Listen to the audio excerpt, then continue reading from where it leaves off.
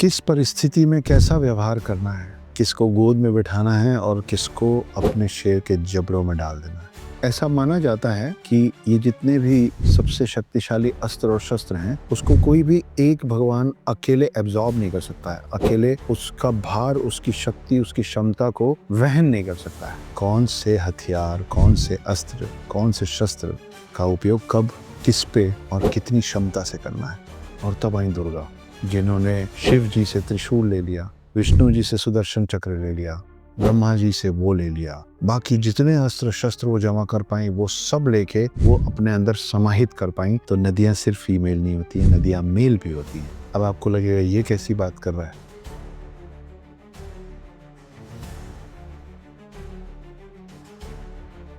एक ऐसा राक्षस आया जिसको हरा पाने में स्वयं भगवान यानी ब्रह्मा, विष्णु और महेश भी असमर्थ हो गए। वो इतना शक्तिशाली था कि इनमें से भी किसी के वश का नहीं था। और तब बुलाया गया दुर्गा माँ को। दुर्गा शक्ति का रूप है। ऐसा माना जाता है कि ये जितने भी सबसे शक्तिशाली अस्त्र और शस्त्र हैं, उसको कोई भी एक भगवान अकेले एब्जॉर्ब नहीं कर सकता है। अकेले उसका भार, उसकी शक्ति, उसकी क्षमता को वहन नहीं कर सकता है। मतलब ये कि शिव जी त्रिशूल के साथ साथ सुदर्शन चक्र वहन नहीं कर पाते हैं और विष्णु जी सुदर्शन चक्र के साथ त्रिशूल वहन नहीं कर पाते।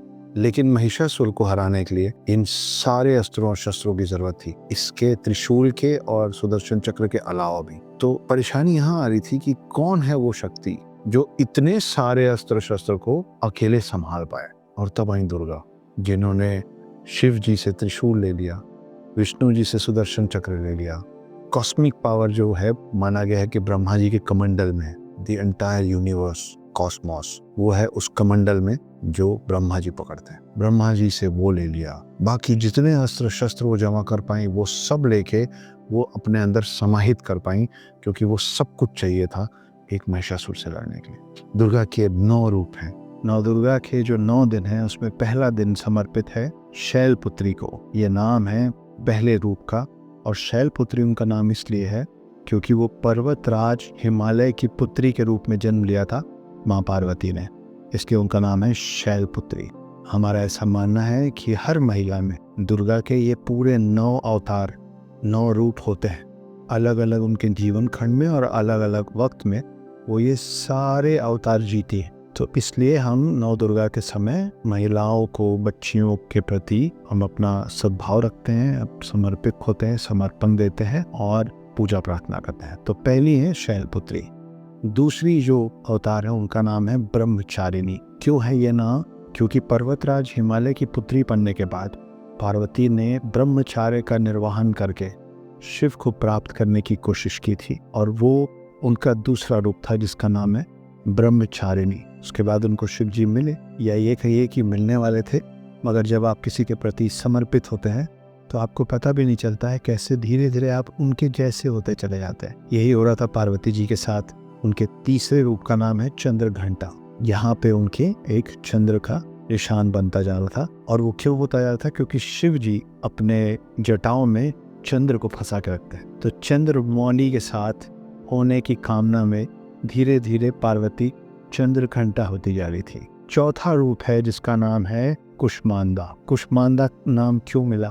कुष्मांडा के पीछे की कहानी क्या है? हर महिला में जब वो गर्भ से होती हैं, जब वो गर्भवती होती हैं, तो उनके अंदर सारा ब्रह्मांड समाया होता है। They are the creators. वो जीवन की उत्पत्ति का सृजन है। और कुष्मांडा जो है वो उस समय की बात है जब पार्वती ने पहली बार गर्भ धारण किया। तो उनके लाइफ के उस स्टेज में जब वो प्रेग्नेंट हुई, जब उन्होंने गर्भ धारण किया, तब उनके रूप का जो नाम रखा गया वो पड़ा कुष्मांडा। और उसके बाद आती है स्कंद माता। स्कंद नाम है कार्तिक का, जो कि उनके पुत्र हैं। तो जब स्कंद यानी कार्तिक की वो माता बनी गर्भवती होने के बाद, तब उनका नाम पड़ा स्कंद माता।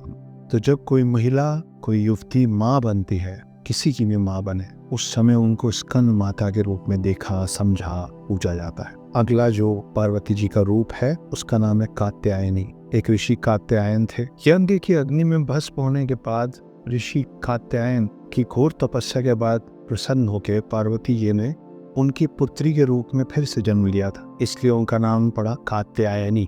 ऋषि कात्यायन की पुत्री का नाम कात्यायनी।